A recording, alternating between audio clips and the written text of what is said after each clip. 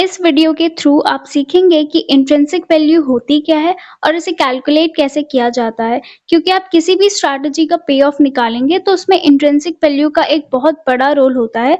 बिना intrinsic value के आप पे ऑफ नहीं निकाल सकते हैं। बट इंट्रिंसिक वैल्यू को सीखने से पहले हमें ऑप्शन मार्केट में जितनी भी टाइप्स की स्ट्राइक होती है उनके बारे में कॉन्सेप्ट क्लियर होना चाहिए। तो सबसे पहले let's study about them. So option strikes हमारी 3 टाइप की होती है। ITM that is in the money, ATM that is at the money and lastly OTM that is out the money। तो सबसे पहले समझते हैं कि at the money strike क्या होती है। Basically at the money strikes हमारी जो करंट मार्केट स्ट्राइक होती है उसे ही बोला जाता है। इसे और क्लियरली समझने के लिए एक एग्जाम्पल लेते हैं। सपोज निफ्टी करंटली अभी 24,200 चल रहा है, ठीक है, और मिस्टर XYZ एक पर्सन है जिनको लगता है कि मार्केट अब यहाँ से ऊपर की तरफ डायरेक्शन लेगा, तो वो क्या करते हैं, सेम स्ट्राइक की 24,200 की कॉल बाय कर लेते हैं। तो ये जो स्ट्राइक उन्होंने बाय की है ये है एट द मनी की, कि जो मार्केट में अभी करंट प्राइस चल रहा था उन्होंने उसी स्ट्राइक को बाय किया है, तो ये हमारा एट द मनी है। और इसी वजह से एट द मनी की स्ट्राइक कॉल्स एंड पुट के लिए हमेशा इक्वल होती है और एट द मनी में इंट्रिंसिक वैल्यू हमेशा 0 होती है। एट द मनी के बाद अब हम समझते हैं आउट द मनी, ये कौन सी स्ट्राइक्स होती हैं। ये बेसिकली वो स्ट्राइक्स होती है जिन तक पहुंचने के लिए मार्केट को खुद ट्रैवल करना पड़ता है। इन स्ट्राइक्स में सिर्फ टाइम वैल्यू ही होती है, इसलिए इनका प्रीमियम हमेशा लो होता है। अब आपको पता होगा जैसे जो प्रीमियम होता है वो intrinsic value plus time value होता है, बट लेकिन आउट द मनी जो भी स्ट्राइक्स होती हैं उनमें सिर्फ टाइम वैल्यू होता है, इंट्रिंसिक वैल्यू नहीं होती है। इसलिए इनमें प्रीमियम हमेशा आपको कम ही दिखेगा और स्ट्राइक्स जितनी जितनी ओटीएम होती रहेंगी या फार ओटीएम होती रहेगी उतना उतना इनमें प्रीमियम कम होता रहेगा। और ओटीएम स्ट्राइक्स में इंट्रिंसिक वैल्यू हमेशा 0 ही होती है। अब ओटीएम स्ट्राइक्स को एक एग्जाम्पल के थ्रू समझते हैं। अब ऑप्शन मार्केट में हमारे पास 2 टाइप के ऑप्शंस होते हैं, कॉल एंड पुट, और दोनों की ही नेचर डिफरेंट होते हैं, तो इसलिए कॉल के लिए ओटीएम अलग होती है और पुट के लिए ओटीएम्स अलग होती है। तो सबसे पहले कॉल साइड समझते हैं। स्पॉट प्राइस से जितनी भी बड़ी स्ट्राइक्स होती हैं या फिर करंट मार्केट स्ट्राइक से जितनी भी बड़ी स्ट्राइक्स होती हैं वो कॉल साइड के लिए आउट द मनी होती है।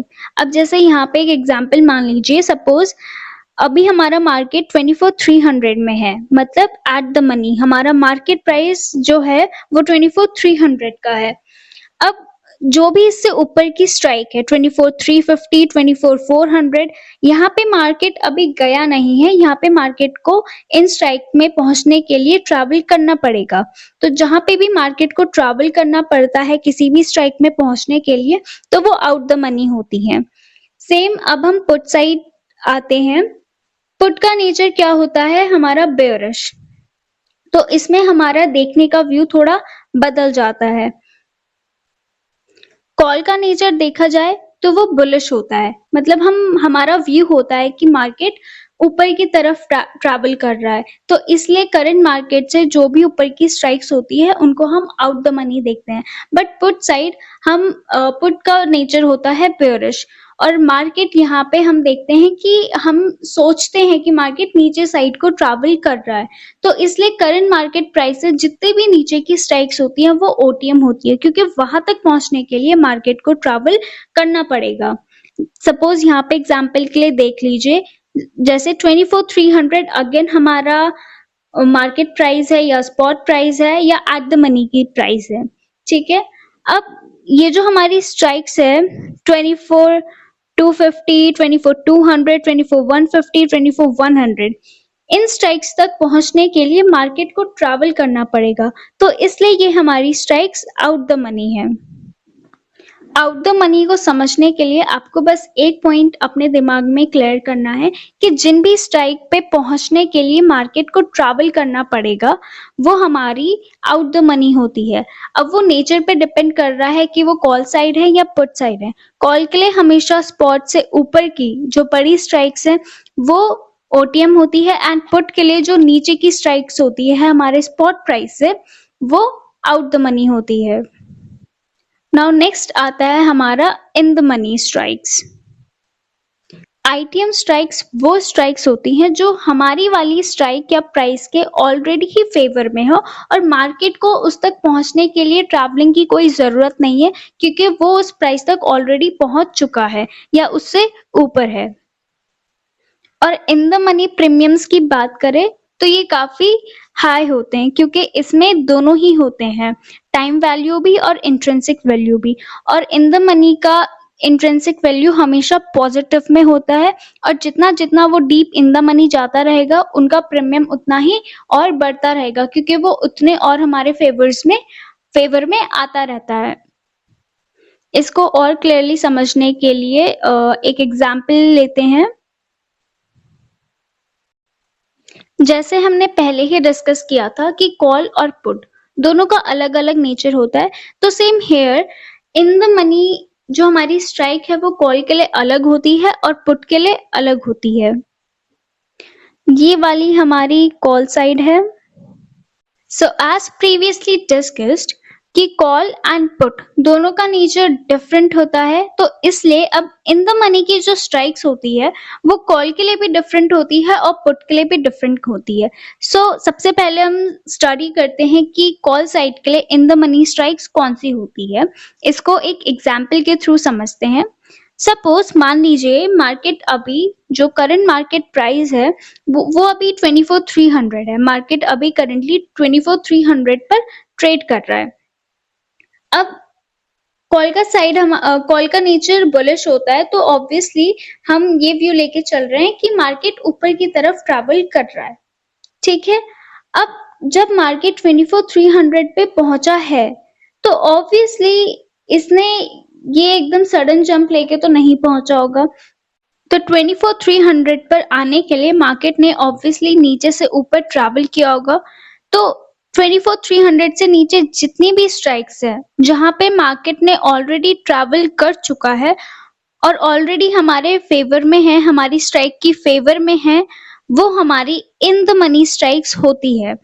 तो कॉल के लिए इन द मनी स्ट्राइक्स जो स्पॉट प्राइस से नीचे की स्ट्राइक्स हैं उनको इन द मनी कहा जाता है। कॉल साइड के लिए जो भी स्ट्राइक हमारे स्पॉट प्राइस से छोटी है उन स्ट्राइक्स को इन द मनी कहा जाता है। Now coming to put, put का नेचर बेयरिश होता है।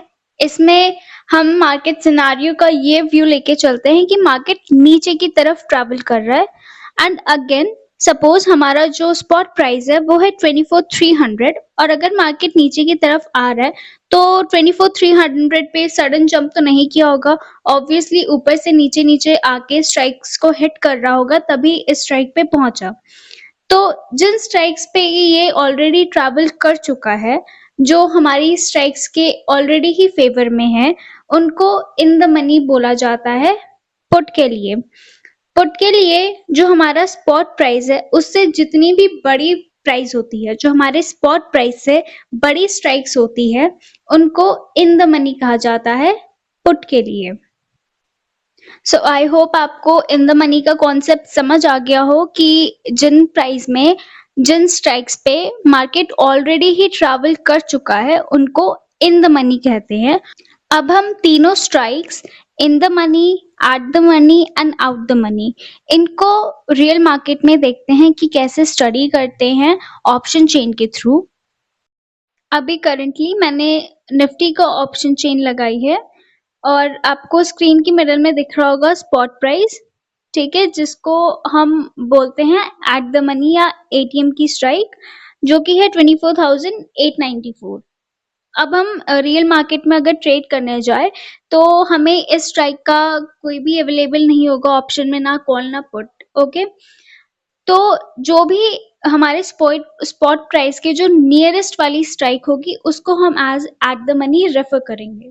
नाउ अब आपका जो लेफ्ट साइड में है वो कॉल का है एंड राइट साइड में पुट के प्रीमियम्स हैं। नाउ सबसे पहले हम कॉल के पर्सपेक्टिव से देखते हैं इन द मनी और आउट द मनी। अब हमारा जो स्पॉट प्राइस है 24,894, इससे जितनी भी स्ट्राइक्स इससे बड़ी होती जा रही हैं, बढ़ती जा रही हैं, वहां पे प्रीमियम्स अगर आप देखेंगे साइड में तो वो कम होते जा रहे हैं। एंड अगर हम 24,894 इस स्ट्राइक से छोटी स्ट्राइक्स देखें तो वहां पे हमारे प्रीमियम बढ़ते जा रहे हैं, और जितनी जितनी स्ट्राइक्स हमारी छोटी होती जा रही है, मतलब जितनी जितनी वो डीप इन द मनी जा रही है, वहां पे आपको प्रीमियम और ज्यादा बढ़ते हुए दिखेंगे। तो कॉल के लिए अगर स्पॉट प्राइस से हमारा स्ट्राइक बड़ी है तो वो आउट द मनी है, और अगर स्पॉट प्राइस से छोटी है हमारी स्ट्राइक प्राइस तो वो इन द मनी है। Now coming back to put. अब पुट में हम देखेंगे कि जो हमारा स्पॉट प्राइस है उससे जितनी जितनी स्ट्राइक बड़ी होती जा रही है वहां पे हमारा प्रीमियम भी उतना उतना बड़ा होता जा रहा है। और अगर हम स्पॉट प्राइस से स्ट्राइक प्राइस को देखें, जितनी जितनी वो छोटी होती जा रही है वहां पे प्रीमियम उतना उतना कम होता जा रहा है, और एक पॉइंट ऑफ टाइम पे ये आपको प्रीमियम एकदम जीरो के ही क्लोज मिलेगा। तो पुट में स्पॉट प्राइस से जितनी भी बड़ी स्ट्राइक्स हैं वो सारी इन द मनी में आती हैं, और जितनी भी छोटी स्ट्राइक्स होती है वो आउट द मनी में आती है, इसलिए प्रीमियम में भी इतना सीवियर डिफरेंस आपको मिलेगा। यहाँ तक आपने डिफरेंट टाइप्स ऑफ स्ट्राइक के बारे में स्टडी किया, और अब आप इन the money, out the money and eight the money के बीच में डिफरेंशिएट करना आपको आ गया होगा, और आप पहचान भी सकते हैं कि कौन सी स्ट्राइक इन द मनी है या आउट द मनी है कॉल में और पुट में। अब हम आगे बढ़ते हैं और देखते हैं कि इंट्रिंसिक वैल्यू क्या होती है और इसे कैलकुलेट कैसे करते हैं।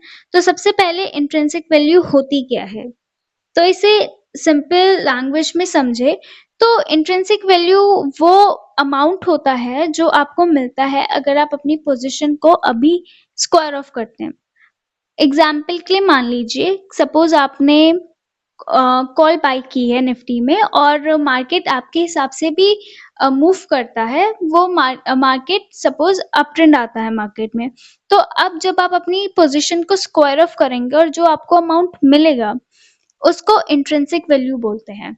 अब आपने पहले पढ़ चुका है कि कॉल का नेचर अलग होता है और पुट का नेचर अलग होता है, तो दोनों में इंट्रिंसिक वैल्यू कैलकुलेट करने का तरीका भी थोड़ा डिफरेंट होता है। कॉल में हम ये देखते हैं कि हमारी स्ट्राइक प्राइस से मार्केट कितना ऊपर है, और जितना ऊपर होता है वो हमारी इंट्रिंसिक वैल्यू होती है। और पुट में हम ये देखते हैं कि हमारी स्ट्राइक से मार्केट कितना नीचे है, और जितना नीचे, जितना पॉइंट्स नीचे होता है वो हमारी इंट्रिंसिक वैल्यू होती है।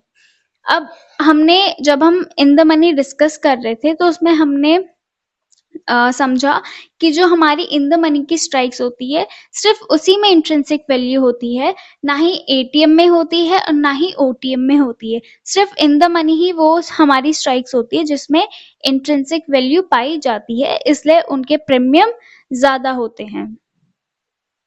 अब इंट्रिंसिक वैल्यू के ऊपर थोड़ा और डिस्कस कर लेते हैं। जो हमारी इंट्रिंसिक वैल्यू होती है वो हमेशा पॉजिटिव होती है और कभी भी नेगेटिव नहीं होती है। अगर किसी भी स्ट्राइक में इंट्रिंसिक वैल्यू नेगेटिव में जा रही है तो वो नेगेटिव नहीं माना जाता है, उसमें सिंपली उसे जीरो कंसिडर किया जाता है। तो जो इंट्रिंसिक वैल्यू होती है वो हमेशा पॉजिटिव होती है, और जिसमें नहीं है उसमें जीरो मानी जाती है। और जितना जितना हमारी strike deep in the money जाती रहेगी उसका प्रीमियम भी उतना बढ़ता रहेगा और इंट्रिंसिक वैल्यू भी उसमें बढ़ती रहेगी। उसमें इंट्रिंसिक वैल्यू बढ़ रही है इसलिए उसमें प्रीमियम भी बढ़ रहा है। अब हम सीखेंगे कि इंट्रिंसिक वैल्यू को कैलकुलेट कैसे किया जाता है। तो हम इसमें दो डिफरेंट एग्जाम्पल लेंगे जिसमें हम बेसिकली पे ऑफ ही निकालेंगे। सबसे पहले हम एक एग्जाम्पल कंसिडर करते हैं। Suppose you bought a call option of 24,500 at the rate 20। तो हमने जो स्ट्राइक बाय की है वो है 24,500 की, ठीक है, और किस ऑप्शन की है, कॉल की, और प्रीमियम इसका कितने में हमने बाय किया है, 20 रुपीज में। अब पे ऑफ या फिर इंट्रिंसिक वैल्यू निकालने के लिए आपको कुछ बातों का ध्यान रखना पड़ेगा। सबसे पहले स्ट्राइक प्राइस। स्ट्राइक प्राइस वो प्राइस है जो हमने खरीदी है, और क्लोजिंग प्राइस यहाँ पे हमने काइंड ऑफ एक सिनारियो रखा हुआ है कि अगर मार्केट में ये क्लोजिंग आती है या फिर मार्केट यहाँ बंद होता है तो इंट्रिंसिक वैल्यू कितनी आएगी। अब ये है कॉल का ऑप्शन, तो कॉल के ऑप्शन में हम हमेशा ऊपर का होता है। तो जो हमारी स्ट्राइक प्राइस है जो हमने खरीदी हुई है, अगर मार्केट उससे ऊपर बंद होता है, हमारी जो स्ट्राइक है 24,500 की, उस स्ट्राइक से अगर क्लोजिंग प्राइस ऊपर की आती है, उससे बड़ी आती है, तो वहां पे इंट्रिंसिक वैल्यू आएगी। बट लेकिन अगर हमारी क्लोजिंग प्राइस या तो स्ट्राइक प्राइस के ही इक्वल है या फिर स्ट्राइक प्राइस से छोटी है, मतलब वहां पे मार्केट हमारे फेवर में नहीं गया है, तो वहां पे जो इंट्रिंसिक वैल्यू है वो ऑटोमेटिकली जीरो हो जाएगी। वहां पे कैलकुलेशन करने की कोई जरूरत ही नहीं है, हमें बस ये देखना है कि जो हमारी क्लोजिंग प्राइस है वो हमारी स्ट्राइक प्राइस से छोटी है या बड़ी है।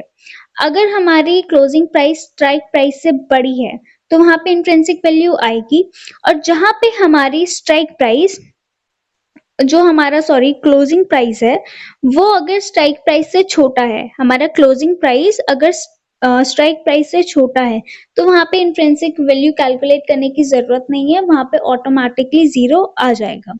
सबसे पहला एग्जांपल हम देखते हैं। 24,500 हमारी स्ट्राइक प्राइस है, मार्केट क्लोज हुआ है 24,100।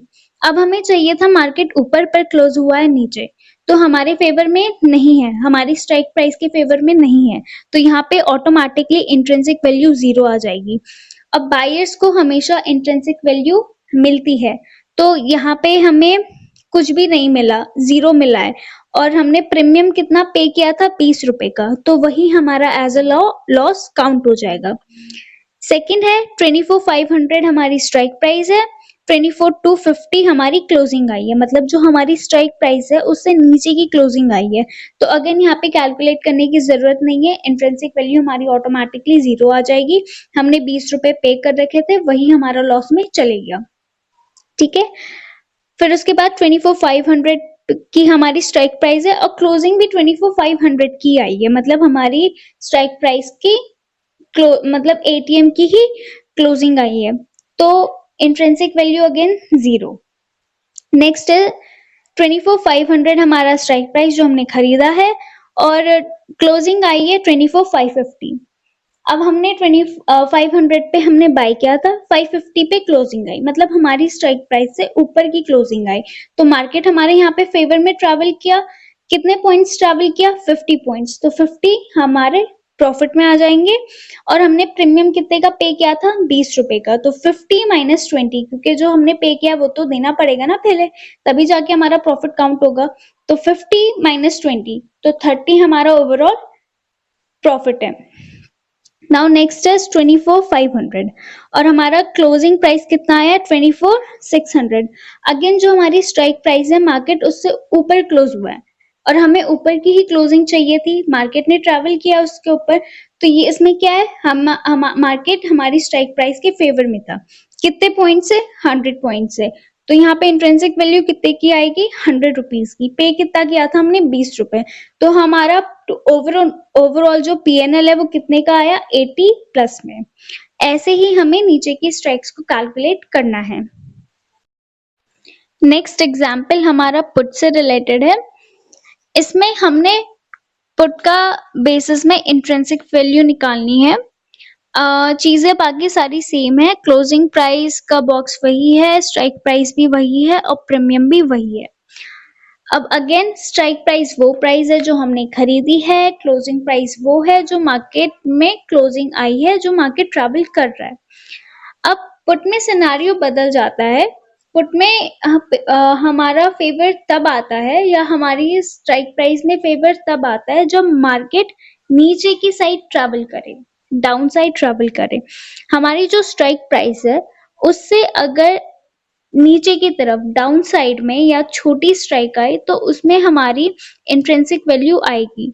बट अगर 24,500 से बड़ी स्ट्राइक आई लाइक 600 700, तो वहां पे इंट्रिंसिक वैल्यू नहीं काउंट होगी, क्योंकि मार्केट हमारी स्ट्राइक प्राइस के फेवर में है ही नहीं, तो वहां पे ऑटोमेटिकली जीरो आ जाएगा।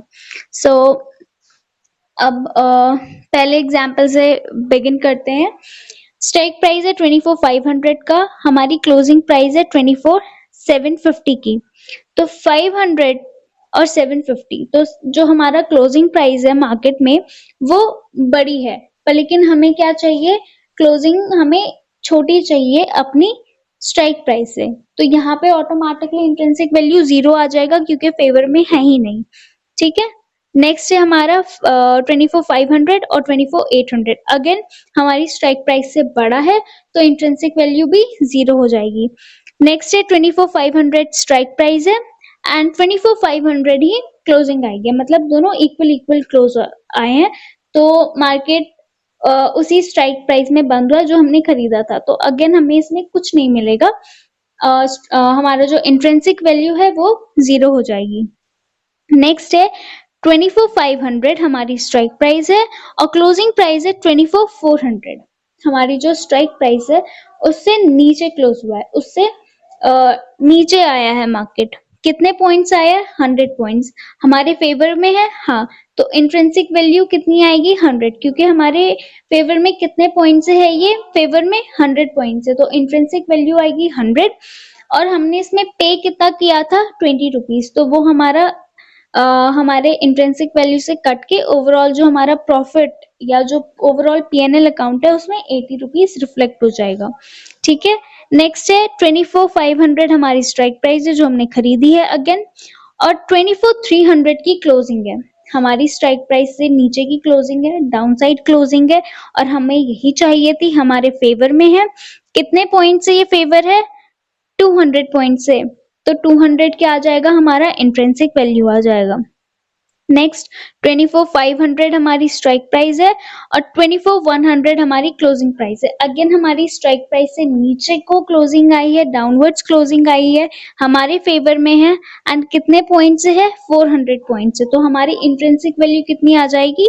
400। ठीक है, ऐसे ही हमें बाकी स्ट्राइक्स को भी कैलकुलेट करना है।